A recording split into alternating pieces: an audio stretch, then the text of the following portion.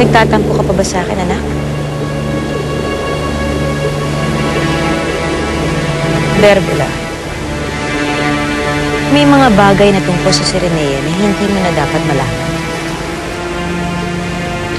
Tulad na lang ng tungkol kay Lucia. Maniwala ka sa akin, Berbula, hindi mo nagugustuhin malaman kung sino siya. Naiintindihan mo ba ako? Sige. Hindi na ako magtatanong pang muli tungkol sa kanya. May iba na akong gustong malaman, Ina. Si Jezebel. Narito ako, bawat oras magkasama tayo. Kaibigan ako at kasangga, tagapagtanggol pag may nagtangka. Bawat saglit, bawat saya, tanggal lahat ng mga problema. Nagpunta siya sa lupa, hindi ba? Ipinagpalit niya ang kanyang buntot para sa paa. Si Amafura. Pumunta ka sa kuro ni Amafura? Dito mo nalaman ang tungkol kay Lucia? Totoo naman, hindi ba? Tao na si Jezebel. Ina, papayag ka na lang bang gawin sa'yo ni Jezebel yon? Dapat magpadala ka ng mga kawal para sundan siya. Dapat siya maibalik dito para maparusahan. Sa inyo lamang iikot ang mundo. Narito ako, buong kalamnan ko. Mumumpa! Ang galing mo, Mami! Salamat! Mumumpa! Berbula, anak. Hindi ko na kailangan gawin yan. Sapat ng kaparusahan ni Jezebel ang kapalaran niya sa lupa. Anong ibig niyong sabihin, Ina? Akala ni Jezebel ay paraiso ang lupa. Kanta lang ba ang alam mo?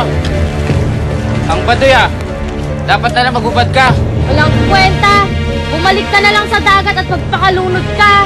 Siga na lang natin yan, gawin pulutan!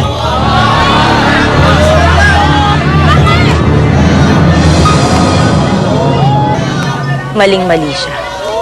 Malupit ang mga tao sa mga tulad natin.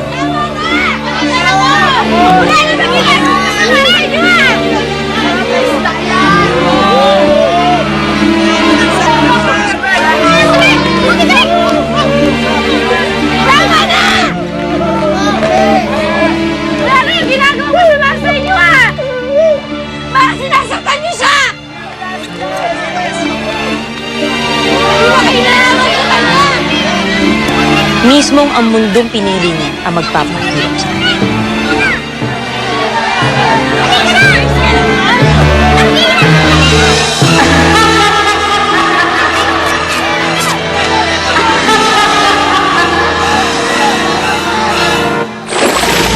Siya si Doña Guada at naghahanap siya ng company na paglalagyan niya ng pera niya. And we want her to invest in our company. She's a very eccentric old woman. Hindi siya madaling bula-bulahin. Kapag meron siyang hindi magustuhan kahit isa lang, agad niyang tatanggalin at hindi niya tatanggapin ang ating ano. Manong, may pamilya yan. May karapatang mabuhay. Ay, hindi ka mo naaawa. You're a criminal. Para hipon, ganda katawan, pangit ulo. Ano meron dito? Pinag-iilusinan ka yan, no? Shota ka raw niya. Oo, shota ako siya. Prinsipe Fredo. Tinawag mo akong prinsipe ulit kanina eh. Pag nag-uusap tayo, at parang ano tayo magkakilala. This is the way you run your company.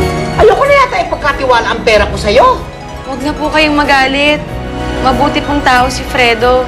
I'm going to give you another chance. Magmi-meeting tayo dun sa bahay ko. At isasama mo siya. Sama mo. Ako Siya? po?